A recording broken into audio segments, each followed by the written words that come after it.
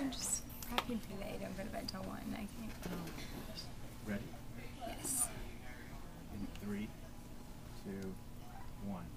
Hello again, everyone. We're backstage live with us here at the Saturday Early Show.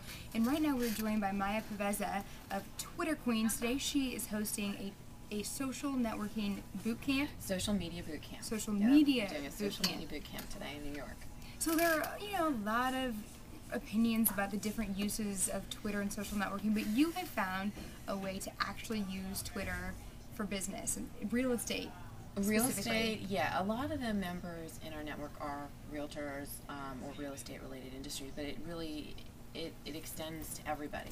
It's not just for real estate. It's just a matter of taking Twitter, taking micro cultures, taking blogging, vlogging, and these things, and using them properly. I mean, it's not a marketing tool. You can't just go out there and start slamming people with advertisements because it'll just fail. So it's sort of a It'll way to irritate connect. people if you spam Yeah, absolutely, exactly. I mean, it's... So then how do you, like you said, you can do this with any industry or niche, but then what is the right way to do it? Or to use it? It's more that you want to get out there and sort of create a personality, be somebody, be yourself. Not necessarily every aspect of your personality, but kind of creating a persona just like anybody would in the public eye. It's not your 100% of who you are. It may only be 25 or 30%. And then building upon that and sort of trust in relationships with people, and then you expand upon that and you end up with this fabulous network of business referrals and opportunities.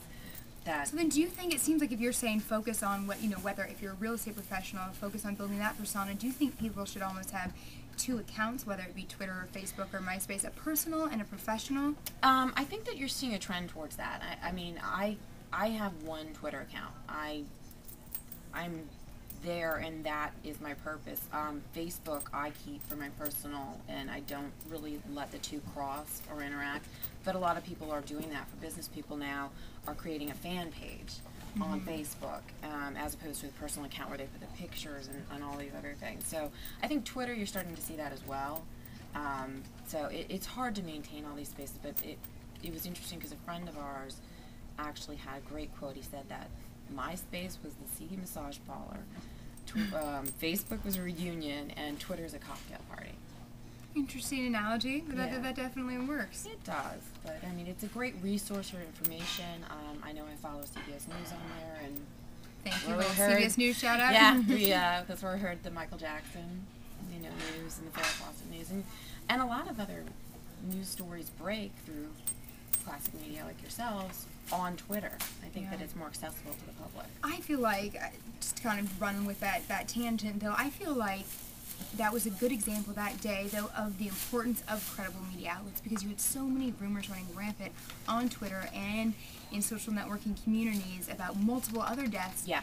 And to me, it just kind of showed, well, that's the importance of a CBS News or, any of the networks that really have standards and confirm things before they report it, because you just had so many other rumors flying rampant. In a way, I kind of hope that reminds people.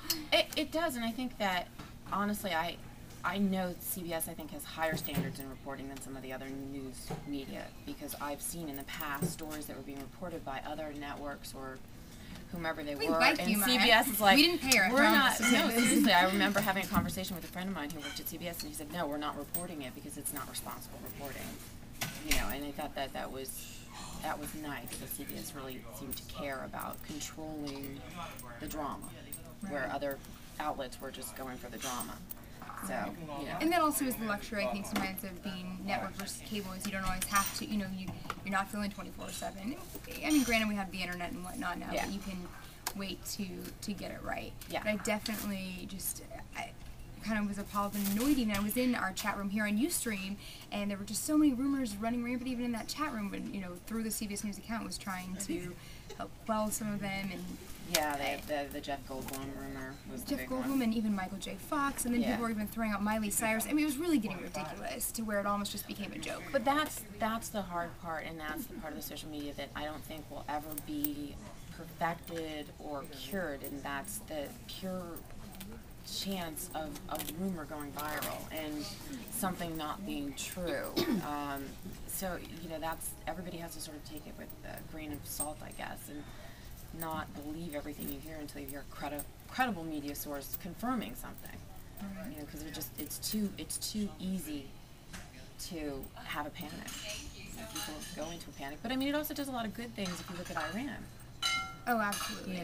There's a lot of power to the social media, and there have been people that have used social media to right wrongs and, correct injustices. Well, and I mean, I think Iran's the perfect example of the power of social media and the fact that you can kick all the foreign press you want, you can ban all the media from covering it, but now with cell phones and with, Twitter and whatnot, you can't keep the people from reporting the truth, and that's been kind of the really exciting thing to see in Iran, is to see that you cannot take that voice away from the people that social networking has created, and so that truth will always emerge, and even with cell phone cameras. But I've heard that they've been confiscating cell phone cameras from the people and whatnot, but someone will always find internet access, hopefully, in this day and age, so that moving forward we will have these outlets for truth. Rick has had some positive experience with social networking stuff. And what's the service, Rick, that you found some success with?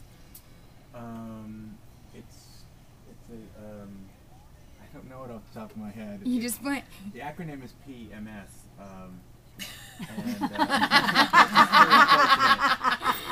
But they've helped me find people to follow and people who are following me back. But targeted followers, right, that align with your interests and things. Yeah, they're looking at the people I've already been following, so I'm getting more news people, I'm getting more people interested in daily affirmations, I'm getting people who are social media marketers. So there are services to help, kind of find the people that align, like you said, so that you're not just randomly friending people or asking people, it can help you, like you said, find a focus. Well, I mean, the rules that I suggest to people, I mean, we do this for companies too. We go out and we'll train corporations, their customer service representatives, because Twitter is such a powerful place to be.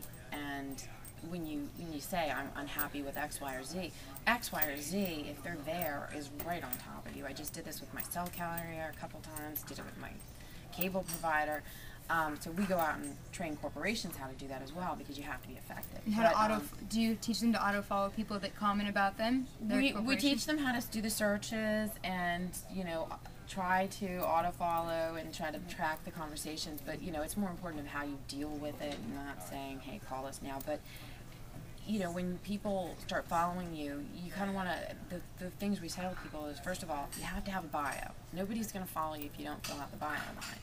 And if it's just saying, hey, I want to sell you something, or the usual scamming sort of, I'm a college student, follow me things, or new Britney videos,